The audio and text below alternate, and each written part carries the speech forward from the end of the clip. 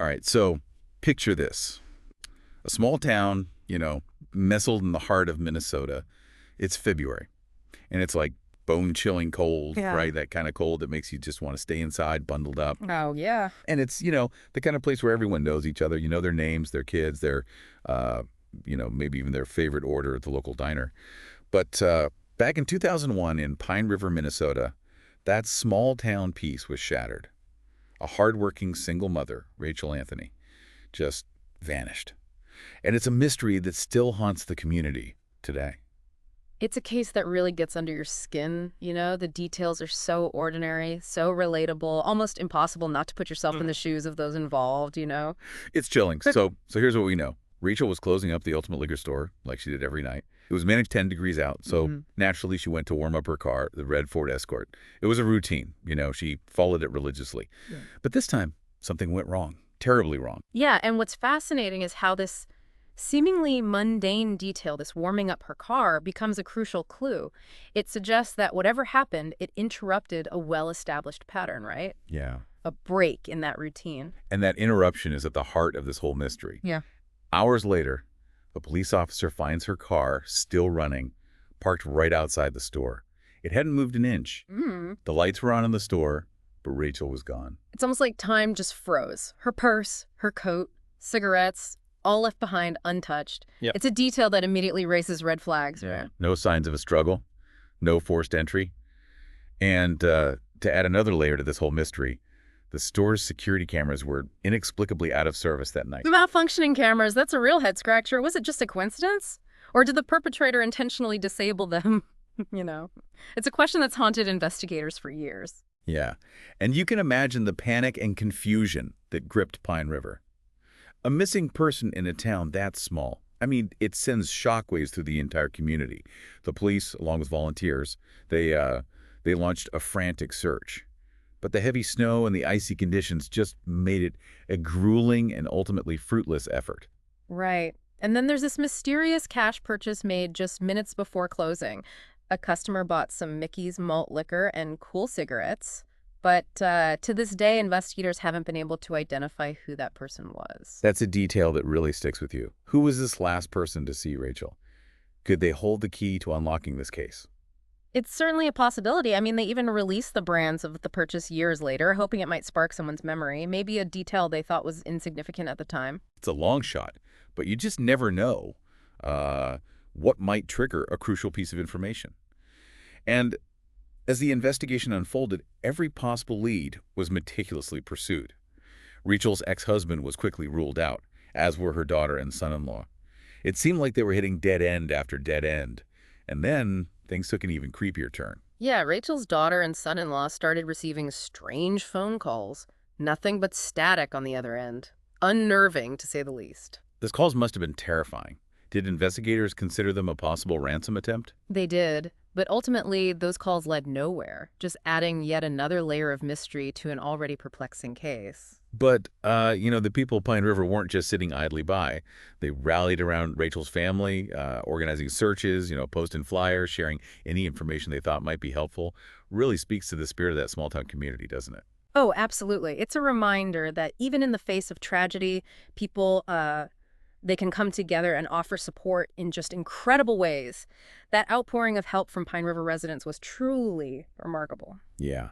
And the picture of Rachel that emerged from all these efforts, right? It was of a kind, hardworking woman, a dedicated mother, someone who didn't seem to have any enemies, Mhm. which deepens the mystery, doesn't it? Why would anyone want to hurt her? Yeah, that lack of a clear motive, it's one of the most perplexing aspects of the case. It makes it even more difficult to narrow down potential suspects or understand, the reasoning behind her disappearance. It's like trying to solve a puzzle without all the pieces. And sadly, 6 long weeks after Rachel vanished, a heartbreaking discovery was made. 4 teenagers, they were out horseback riding, stumbled upon her body about 10 miles outside of town. Devastating blow, not just for her family and friends, but for the entire community. The hope that she might still be alive, it was extinguished, replaced by the grim reality of her murder. The cause of death, asphyxiation, confirmed this was no accident. Someone took Rachel's life. And the question of who and why just lingered heavily over Pine River. Did investigators ever release any details about specific evidence found at the scene?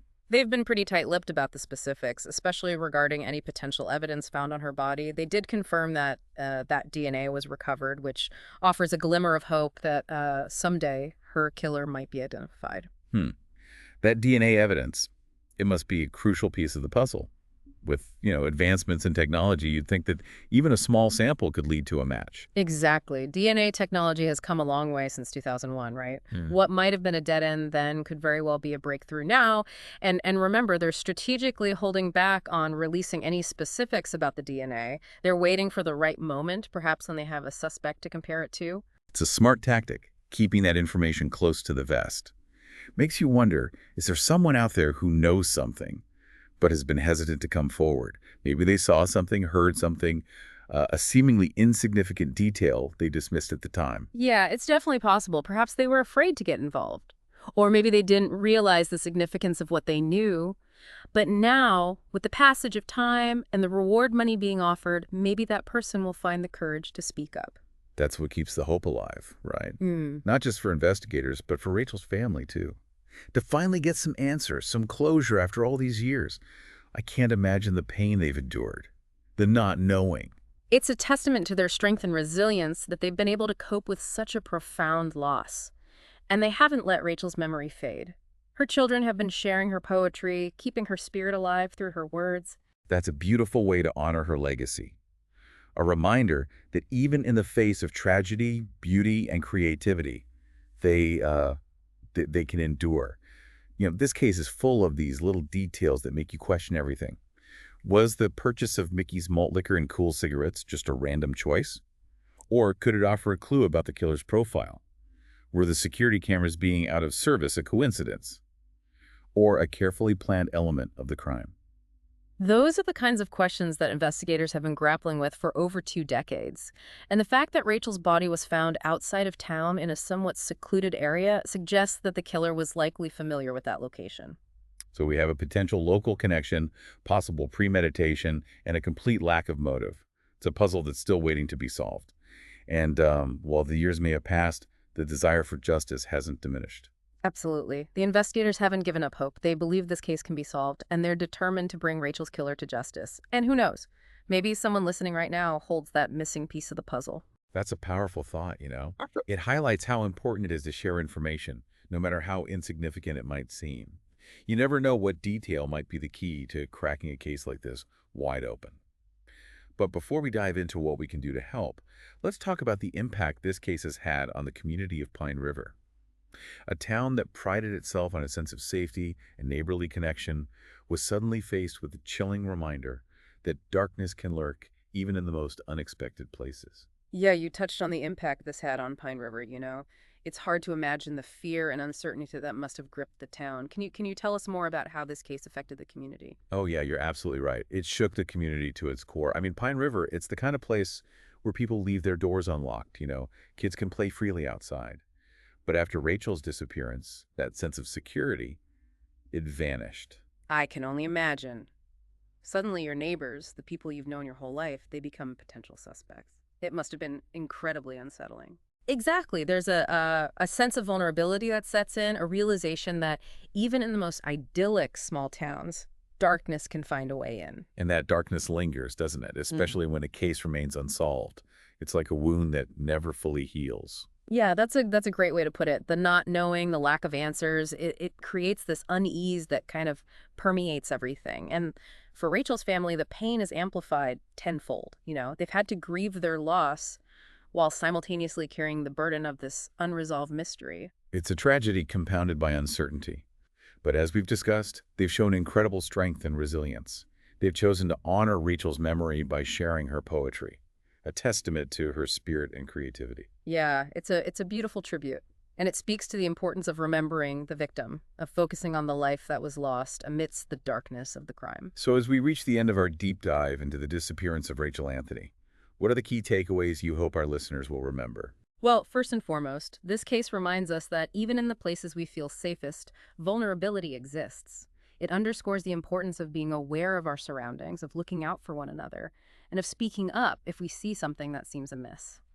It also highlights the critical role that seemingly small details can play in investigations. The brands of cigarettes and liquor purchased by that last customer, the malfunctioning security cameras, the static-filled phone calls, these could all hold potential clues. Exactly. And that's why it's crucial for anyone with any information, no matter how insignificant it might seem, to come forward. You never know what detail could be the missing piece that cracks the case wide open. There's a $50,000 reward being offered for information leading to the arrest and conviction of Rachel's killer. That's a substantial amount, and it speaks to the commitment to finding justice for Rachel. Absolutely. And even if you think what you know might not be helpful, it's always better to err on the side of caution and let law enforcement make that determination. You're right. Sometimes the smallest piece of information can make all the difference. So if you have anything at all that you think might be relevant to this case, please contact the Cass County Sheriff's Office or Crime Stoppers. And beyond the investigative aspect, Rachel's story serves as a poignant reminder to cherish our loved ones, to never take their presence for granted. Well said.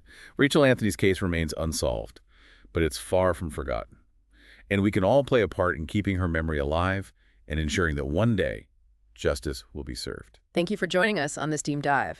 We'll be back next week with another compelling case. Until then, stay curious, stay informed, and as always, thanks for listening.